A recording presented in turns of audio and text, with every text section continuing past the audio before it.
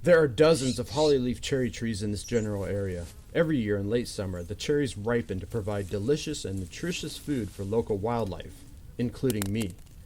The birds of the air feast on the fruit high in the tree, while I gather the ones lower to the ground.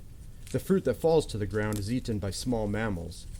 The thin, pulpy flesh is delicious when eaten fresh, but these fruits can also be used to make a delicious and refreshing fermented beverage.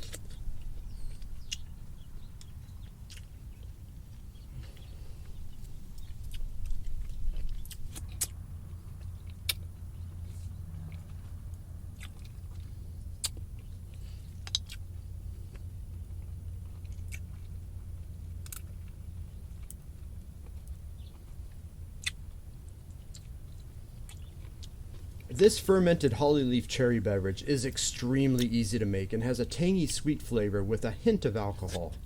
The alcohol content is extremely low, like in kombucha. Naturally flavored drinks like this are especially delicious on hot summer days like today. I am saving the seeds to make flour, and I will show you that process in a future video.